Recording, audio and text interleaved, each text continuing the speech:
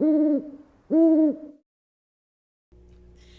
and welcome to a Rural Music Teacher podcast, episode 5, where we talk about being a teaching choir if you're a band emphasis teacher.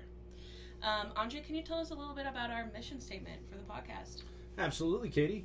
Our mission statement for the podcast is where we educate, elevate, and encourage rural music teachers of all levels in the pursuit of a fulfilling career in music education. Katie, what are our podcast values? We care a lot about this podcast being a positive place, being solution-based. We want to learn from each other's experiences and strengths. This is a safe place for us to share what we're good at and what we're not, and for us to be vulnerable about our struggles and figure out solutions together. We're all trying to get better as educators. This is not the place for us to throw others under the bus based off of our what we're good at and what we're not, and this is not the place to judge others, and we can leave those egos out the door and just focus on being positive and help each other be better as educators. Absolutely, Katie. Do you want to get us started about choral basics? Sure. In Colorado, we went through this in episode 4 a little bit. You get a K through 12 licensure, so you're expected to be able to teach elementary, vocal, orchestra, instrumental band, jazz band. You're kind of supposed to be that jack of all trades type music teacher. And so our goal today is for the instrumentalist mind that's being asked to teach choir and choral music and vocal music, and give you some fundamental skills in what you could expect going into that experience, similarities and differences, and using this podcast almost like as we all feel like we're drowning in our first job, this is your snorkel to make sure you're still able to breathe when you feel overwhelmed, and just give you some basic resources to make you feel successful. And like when we're teaching ensembles that are outside our comfort zone, there's a lot of reward in it. We tend to have lower expectations. So if you're a band person and you're teaching choir and they finally sing like some major third harmony and you're like, this is the greatest day ever, and they use solfege and hand gestures, you're like, whoa! And then like you go into your band classroom, they do the same fundamental expectation, you're like, we're 2 weeks behind, brr, brr, right. brr, brr, brr. And that I've certainly felt that many times in my career. We've talked about that earlier on, right? Like, and maybe I think it was our second episode or something where, like, for me personally, I grew up doing band. That was my emphasis. And then I got a job where I had to teach choir, right? I didn't quite know what I was doing, but I just had that mindset of, like, even my expectations for myself were lower. And I just was like, I'm going to learn with the students as we go. And then I found so much success and happiness and enjoyment in teaching that subject that's not in my initial wheelhouse. Yeah, totally. I think teaching ensembles all has similar fundamentals, and so if we taper our expectations to meeting the fundamental that you're trying to come across, I think you're going to line yourself up for success and not feel like this is a chore. Like I used to teach choir on A days and band on B days, and I'd be like, I'm so mad I'm going to B day band. When I started teaching, I was more chorally focused. And then eventually I started dreading A days with choir because I finally figured out some band fundamentals, and like I didn't realize how much intersecting ideas there are. Yeah. So I'm going to take this from like a middle school perspective, depending if you're starting off in 5th or 6th grade. Elementary choir is fabulous and fun. Neither one of us have a ton of experience in it, so we're going to start with our secondary. Yeah, what we know. And so middle school choir, what we really have to focus on when you're teaching vocal music is understanding how to identify, talk about, and label voice parts. Especially in middle school where we're all the students are changing and they're figuring out their identities. Totally. And we want to be good influences and safe adults where we can have this safe place for kids to explore their identity, but also make sure that their voice is identified in an appropriate way, in a healthy way. So we're going to talk about this as treble clef voices and bass clef voices. And obviously, if you're looking at the grand staff, like as a lyric baritone, I can go well into the treble clef, and Katie has a really beautiful low range, and she can get into the bass clef as far as like a grand staff goes. So like, but just for simplicity and to be able to be inclusive, we're going to focus on treble clef voices, bass clef voices, and you can interpret that how you want. So when we're looking at vocal technique for a student going through puberty, you're going through a lot of different your body changes. Like, I remember when I was in middle school choir, my voice would crack all the time. It's not that I didn't want to match pitch. It's not that I wasn't trying to match pitch. It's just what was happening in my ears and coming out my mouth were two different things. And that's as my voice was dropping, I would have these huge cracks and these huge gaps in my voice, and it was just awful. Learning how to control your instrument, right? Absolutely. Yeah. And your vocal cords kind of, and the people that are really good vocal pedagogy instructors are going to have a way better explanation than Katie or me. But as a band teacher, you're going to be bombarded with some new, like, think of like going over the break on the clarinet is a soprano or a treble voice going from chest voice to head voice. And like, there's all these different things that we have. It's a different vocabulary of understanding the human voice versus an instrument. So when you're going through a choral class with a bunch of students that are going through puberty, you're not always going to get the same intonation, tone quality, harmony, accuracy that you're looking for, because it's not as simple as like, I don't get it, clarinets, you all have Rico Royal 2.5s, you're all supposed to be doing this, you're all playing the same fingerings, what's going on that you're not having, you know, in the voice world, there are things that are beyond the student's control. Yeah. And there has to be some patience with that. And with ourselves too, because as a band person going into choir, we might not know all of the, like, the physical things that are going on, right? And I certainly don't feel qualified to be like, do this with your soft palate, or, right? I'm still learning all of that stuff, but at least learning about a head voice and a chest voice, like the basics of vocal methods, would really help, so that you can give that to your students as well. And if you're like me in undergrad, my priority wasn't acing my 1-credit vocal methods class or woodwind methods class. My priorities were a little bit different that were extracurricular. So I'm not pulling that junior year vocal methods class as I'm now pushing 40. But I mean, I'm not pulling 20 years ago instruction. I have to remind myself, and teaching changes, best practice changes over time. So some things you need to focus on as a choral director is, you know, in the band world, we focus on instrumentation.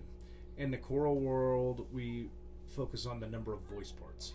And you could have a wonderful choral piece of music that is unison. Everybody sings the same thing, and it might be this half of the choir sings on these measures, this half of the choir sings on these measures, but you could have a beautiful sounding choir that's all unison. You could have a beautiful sounding choir on, you know, call and response. There's a big... When you're teaching band, you're teaching music literacy as this is a concert B flat, here's how you finger B flat, and here's the partial that it is if you're a brass instrument. In the voice world, you're not so much thinking of it as so much of what key you're singing in, or, you know, the actual note. You're thinking of it as a solfege pitch. So you're singing like do, re, mi, fa, sol, la, ti, do. Watch Sound of Music if you don't know those. And when you're understanding how music literacy... Excuse me, my daughter is yelling at me from her trampoline. Katie, take over. Teaching literacy in the choir space. I'm sorry, I'm very... We'll just cut this part out. Or we leave it in. I'm sure the trampolining was really cool. Summer break, and I'm a stay-at-home dad in the summer, so it was really cute. Just a little wave. Yep. Going back to it, we're talking about teaching literacy. Yes. In choir, right? Starting at solfege. Honestly, I learned how to teach literacy. I went back through my like elementary methods, and I was one of those music majors that when I went into freshman year music theory, I had no idea Mm-hmm. what anything was. And most of it was, I was just flying by the seat of my pants trying to learn music theory. I'm sure some of you guys are way smarter than me, right? Mm-hmm. But I didn't truly grasp like sight singing or solfege until I got into my elementary methods classes, and I learned the Kodai sequence, starting on so and then going from there, and then going so to do and all of these things, or so to me, and then all of those, right? And so I started by focusing on a Kodai sequence. When I got into choir, I was like, okay, I'm going to teach it how I learned how to teach it most successfully. And so just teaching one solfege note at a time, starting on so or starting on do, whatever you want to do. And then going from there and teaching rhythms the same way I would teach rhythms in band. Yeah. Has really helped. And then we have a all-state choir in Colorado. So I took that audition and all the practice audition stuff, and that's how I learned how to teach literacy in my choir class. I was like, okay, this is something we have to learn how to sight sing, and so everything's going to start and end on a do, and let's learn how to label it together and sing it together, and we started on intervals and all of those things.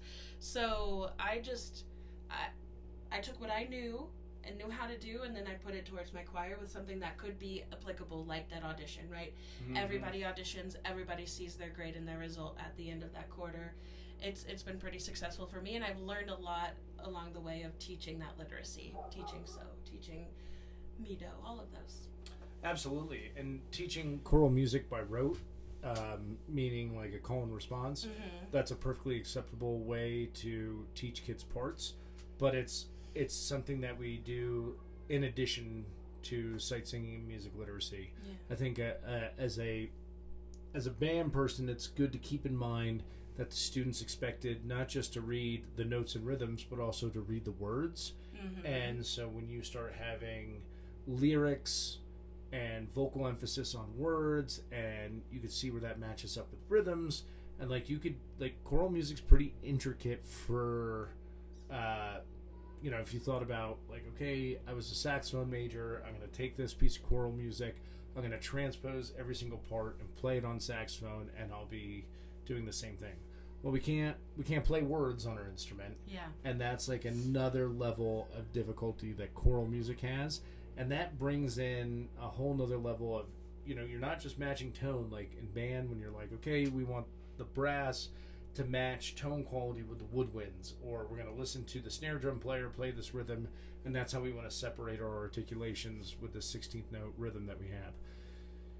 You have to blend the vowel sounds, and the biggest issue that I see non-choral teachers have when I go and work with groups is that they're not separating the consonants and the vowels clearly, so you have a portion of the choir singing and holding the vowel sound, and you have a portion of the choir singing and holding the consonant sound. So if you were both singing the word teeth, and you would sing T, you'd have this really great T vowel sound, but the rest of the choir would be teeth. Mm-hmm. You can't really hold a pitch on a consonant. Vowel sounds are there to allow you to sing those open tones really well. Yeah.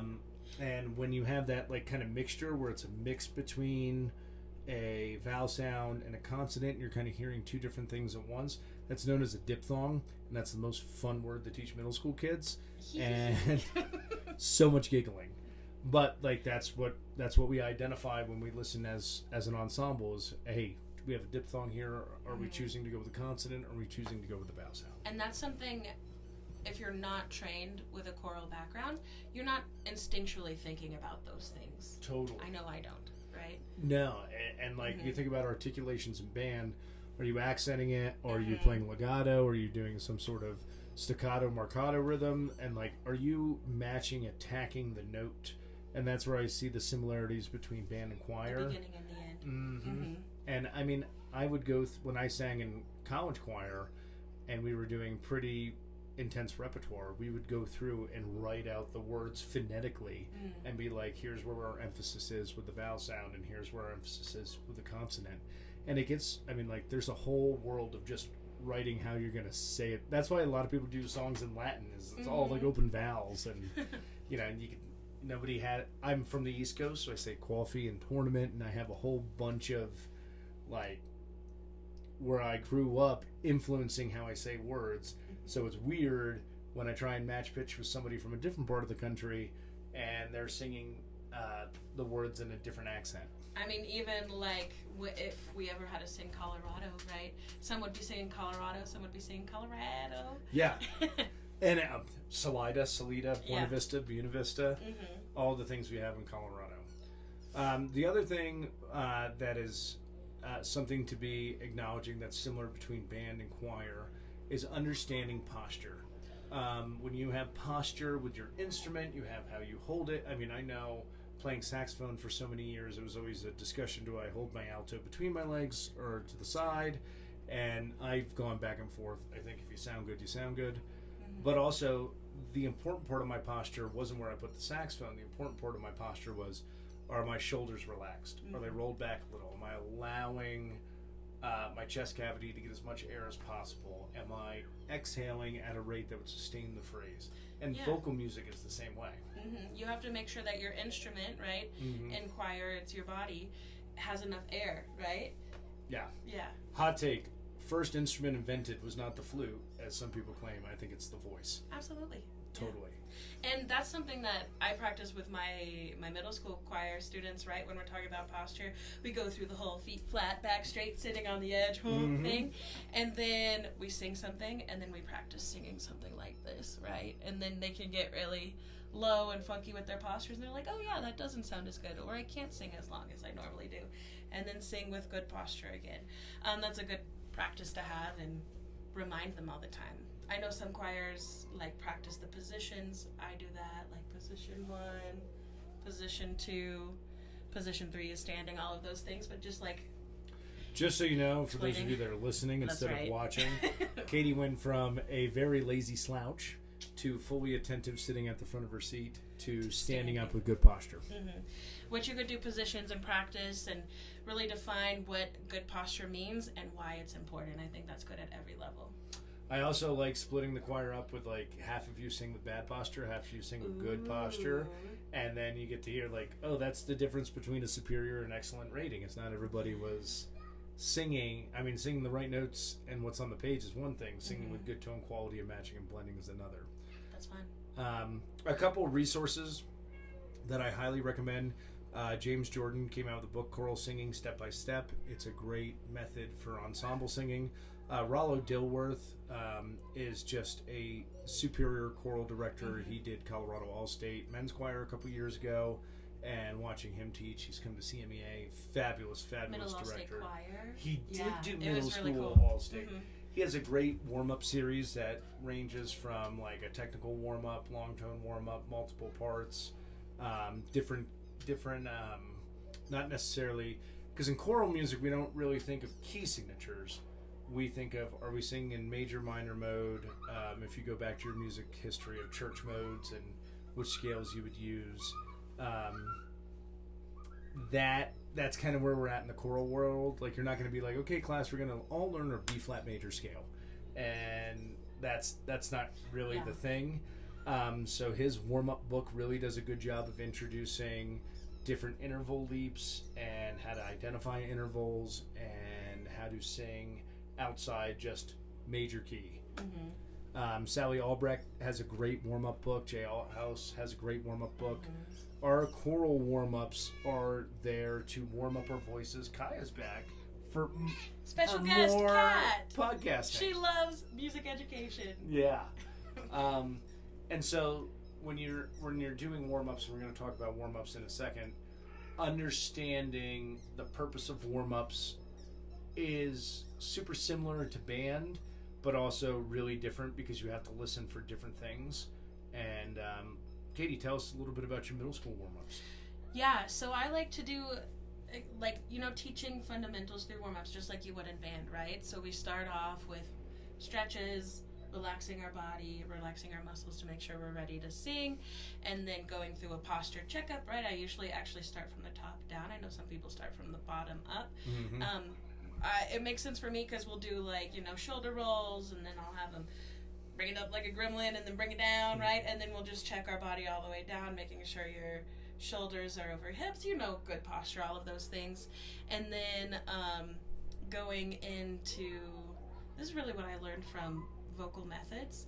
But I like having a routine, and I know it helps kids to have a routine as well. So, and then going into some sort of sirens, exploring either with a brrr sound or with like oohs or vowels or stuff like that. Totally. And sometimes that's call response. Sometimes we do it all together. We alternate so it doesn't get boring.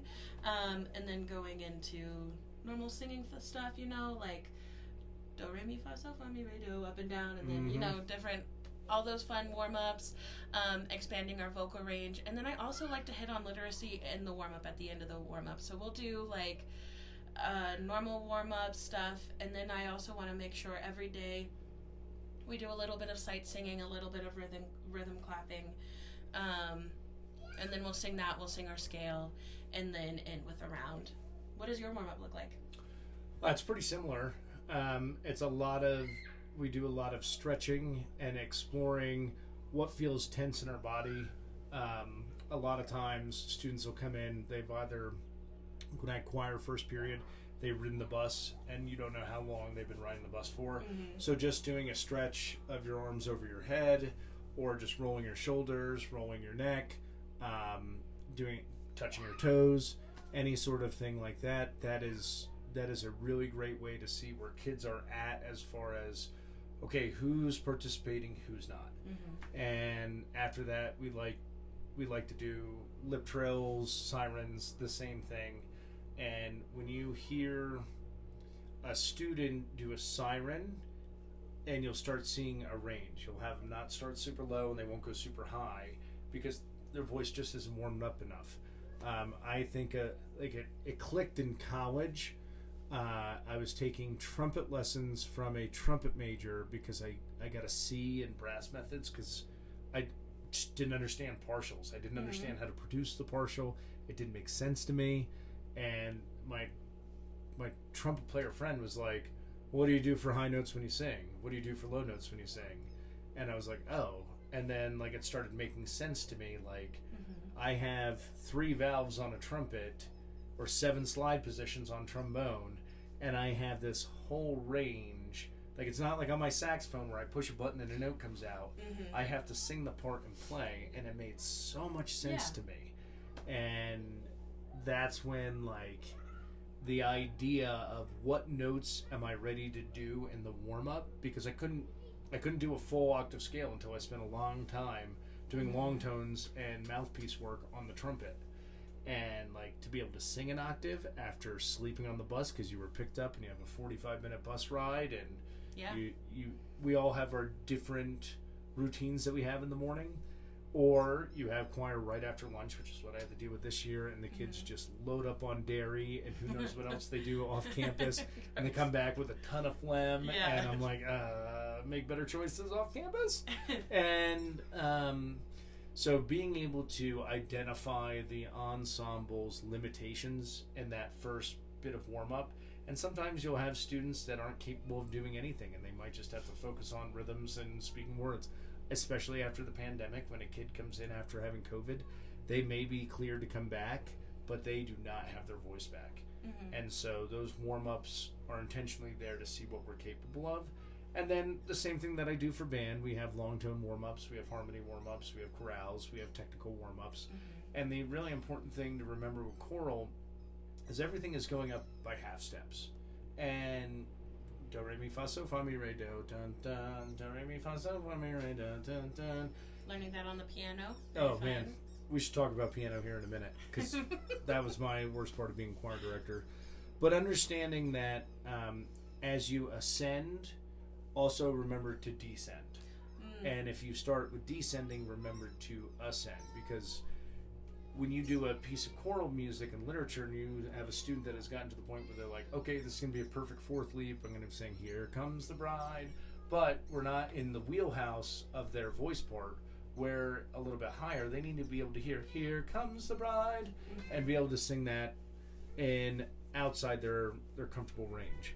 And I think that's really important in warm-ups when you span out. I really think exploring the different voice parts, like your bass clef singers that are on the lower end, they can go down to, low F, way below, below the bass clef, and your soprano singers that can go up in the stratosphere should be hitting B flat above the staff, and you should be making sure all the students are exploring safely. Yeah. Where they can go. And that's a good point. Safely, as somebody who doesn't have a background in a lot of choral pedagogy, what would you say, if you were working with my choir, working with me, how do you know when it gets into that realm of not safe? You can start hearing in the tone quality of the voice where you have screaming, singing, yelling, crying. All those are very similar as far as the amount of effort you exert. Like singing is a very physical activity. Yeah. I read somewhere like playing trombone burns 80 calories an hour and singing burns like 100 calories an hour. Whoa. Like playing instruments and singing is a full body workout. And so if you start to see kids or hear kids and they start getting into what's called belting or yelling, and they're not a trained singer and they're still going through puberty, that's when their vocal cords start rubbing against each other, and it's really painful. So you just ask kids, is what I'm asking you to do hurt? And if they say yes, you stop immediately. Any sort of, I remember this from practicing for juries in college on my saxophone, where I just try and cram a 3-hour practice in when I normally only practice 45 minutes a day, and my embouchure shot for the next 3 days. It's the same thing with your vocal technique. If you abuse the muscle, you're not going to be able to use it when you need it. In our last episode when we were talking about, you have 4 reeds. You have your Monday reed, your Tuesday reed. We don't have 4 sets of vocal cords, so you just have to be consciously thinking about. And a lot of it is range. Like if you're singing too low, it's going to hurt. If you're singing too high, it's going to hurt. Okay. So just going back to the basic human, is this painful? Is this painful? Yeah. That's good to know, yeah. Yeah, and I have high schoolers, this is kind of a side note, but I have a lot of high schoolers with tattoos and piercings, and they're like, well, I have a high tolerance of pain. And I'm like, no. It's not if you could tolerate it. Yeah. It's if you feel it. Yeah. And so that makes a lot of sense. Be conscious of how you're talking to students. It's not if you could tolerate it, it's if you could feel it. But going back to warm-ups, if you don't know what warm-ups you should be doing, because that's one thing when you're okay, I know this is the sequence I should be going through, right? Stretches, then sirens, then all of these things, but where do I find these things? That's where the books come in. That's where the Google searches come in, right? Beth's Music Notes, it's a website, has the best rounds and the best little warm-ups. I found a lot of stuff, and sometimes I'll just pull it up and click the rounds button because she has it really organized, or whoever runs that website. I assume it's somebody named Beth. Oh, I want to check that now. I know. Beth, if you're listening, no. And then click rounds, and I'll let the kids choose a round, right, if we're learning something new. But there's tons of resources out there to help you build up your supply of warm-ups for each thing that you need. As long as you know the formula, this is what I need to do in this order in a warm-up, then you can find those exercises and those songs that will fit there, and you can find a few so that you can rotate them and not get too bored. And you could use the warm-ups that you use for band, you could use for choir. We have that scale in thirds, in the Blue Book of Foundations. I've done that where we're just going through on solfege after the kids learn their major scale solfege, do, mi, so, mi, do, and then you go through, I think it's I need my sheet in front of me, re, fa, la is the next one. And there was one where it's it's 1 3 5 3 1 2 4 6 4 2, and then it's all whole notes with somebody doing eighth notes over it. It's in the Jeff King Blue Foundations book. And then we started doing that in choir, where we would go through the entire major scale on these major or these triad chords, and it was really cool to do a choir. Yeah. And then on the flip side, I got this warm up at a honor choir where it would be chord of the day, where you would go up 1 2 3 4 5 6 7 8, and then on descending you would hold one of the notes, and then you would resolve to 1 3 5 7. And then I started doing that in band, and it's really fun, especially when you have shared students.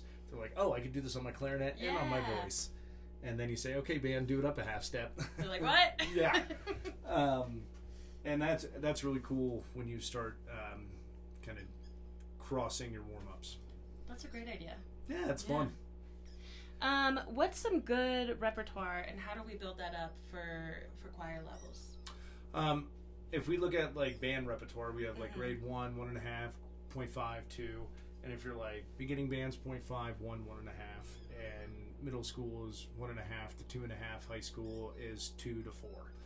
And so when you're thinking of difficulty with band, think about, you know, the actual harmonies that you're trying to tune are more difficult, the rhythms you're trying to play are more difficult, the ensemble precision that you need to do is more difficult, and your individual part.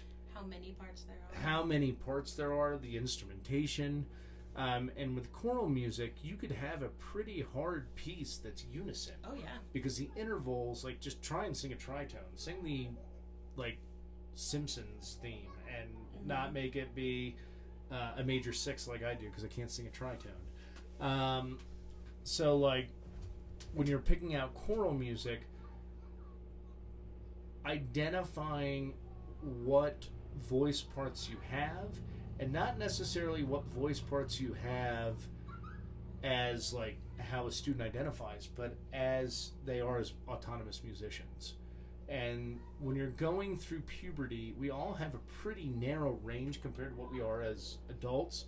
So you could have a soprano sing an alto part and not feel like you're pushing them too hard. And vice versa. You could have an alto sing a soprano part if it's not painful. Again, you know, always checking in to make sure it's not painful. Yeah. And when you start getting into the bass clef of the tenor, baritone, and bass world, like there's a whole lot of things to acknowledge in picking music. So choral repertoire is typically brought up as soprano, alto, tenor, bass is 4-part, soprano, alto, baritone is 3-part, soprano, alto is 2-part, and then you could have like soprano 1, soprano 2, alto, voice part for 3-part harmony. And there's a real difference between baritone and bass. A baritone is much closer to a tenor than a true bass, but also I'm 39 and I could sing higher than I could in high school. It was just the way my voice changed. Like I was able to hit like a low G when I was in high school, so I sang bass 2 a lot. And then when I got to college and I started singing more repertoire, my voice was changing. You could hear with my speaking voice, it's a little bit higher than, you know, when I was in high school, I talked like this and I was like, whatever. I'm cool. I'm real cool. Yeah, I have Jankos and a chain wallet. So when I started discovering the upper register of my voice, and as my voice changed, it became clear that I would be singing baritone rather than bass. So when you're picking repertoire, think about who you have in your choir, especially like in middle school. Yeah. I would focus more on stuff that's labeled 2-part and 3-part versus SAB or SA, because it doesn't push the range. I would agree. I found more success in either unison. Of course, I always start with unison stuff and rounds, right? And then I'll go into 2-part, and that's where I find most success. This year we kind of started looking into SAB, but I mean, honestly, especially in a small school, I don't have a lot of boys that choose to be in choir, or a lot of bass voices that choose to be in choir. And not all those voices have changed to where they're capable of that range. Yeah, and I have some treble voices that can hit those baritone notes, but I'm not sure if it's, okay, right? Yeah. So stuff like that. There's not a lot of 3-part music that I found. 2-part a lot, but that's labeled like 3-part. But you can have a lot with 2-part, and a lot of 2-part music even has like little solos or the desk camp parts that you have. Yeah. So you can have kids go up and try out for a little extra. I think it's really important to challenge your groups, but also it's important to make sure they feel success. Especially in choir, it's so personal to sing versus like, I mean, I've had kids that are, on their instrument and their identity is they suck at trumpet. But like when you're singing, you like, that's so much part of you. Yeah. You're not criticizing your instrument. You're criticizing who you are as a human being. It's super vulnerable. But also, like, you have a lot of different attitude differences and personality differences between band and choir. I mean, teaching band first period and then teaching choir after lunch. Like, I have my prep period to change my hat from, stern band director to exuberant, energetic choir director. It's a different culture, and it just happens, right? Yeah. But you're totally right. We would be remiss as teachers if we didn't meet our students where they're at and serve them where they're at, not where we think it should be. Totally. Right? With music literacy and teaching by rote, I've been doing this with my less experienced choirs where I provide part tracks for them all. And it's either me singing it or playing it on piano, or I hire. So, like, as a baritone, I can't sing the soprano part as it's intended to sound. So if I'm trying to demonstrate my treble voices, here's how a soprano is supposed to sound, here's what your head voice is supposed to sound like, and I try and do it, I'm not modeling a good sound. So it's a worthy investment to find maybe a neighboring choir director or a private voice teacher in your community. I know Rural Music Teacher podcast. It can be hard to find somebody that's an expert in your area. And hire them to do the part track for you. Yeah. And there are private lesson teachers out there that charge, I think it's, the last person I hired was around $10-20 per track. And if you think, okay, somebody donated $200 to the choir program, you could pay for all your part tracks if you're doing partner music or two-part music in one concert series with that donation. And they have a good sound to model off of. And so I'll introduce a 4-part harmony piece to my high school choir while I have 32 kids in it. 12 are sopranos, 12 are altos, and then that remaining 8 are these hybrid baritone-based tenors. And I'll just say, okay, here's the parts that we need if you feel comfortable singing it. And it might be like they could sing the tenor, the altos could sing the tenor part from these measures and cover that. And getting creative like that and allowing students to experience those expanded harmonies is super important. There's also, if you don't have the resources or the community around you to know somebody to hire, right, to record a voice part, you could also, there's tons of music on like JW Pepper that you can just download they've already done it for you, which is more expensive, but it's still there as a resource if you're able to look into that. We did this piece, Come in the Firefly Darkness, this year. We sang it at graduation. I'm spacing on the composer and I feel like a jerk. I'm going to look it up because they deserve to be recognized. But those tracks were on YouTube, right? Yep. There's tons of tracks or practice tracks that are on YouTube. Maybe they were done for a different choir thing. So anytime you're programming music, you can also just look up on YouTube, and there's free resources as well. Amy F. Burnham wrote the piece, and it's a fabulous piece. And it comes in 2-part partner songs. It comes in 3-part harmony, SAB, and it comes in an SATB also.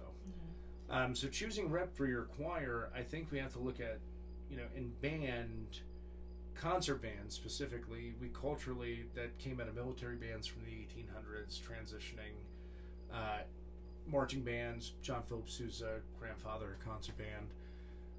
There's literature in there that is culturally what we should be playing, and just like choral music, it's not just going to sing pop music. We're not just going to sing Disney medleys. We're not just going to sing old Latin tunes that were from the Catholic Church, way back in the day. We need to make sure that we're programming music that is diverse and representative of all cultures, and make sure that students understand what they're doing culturally when you do teaching it appropriately.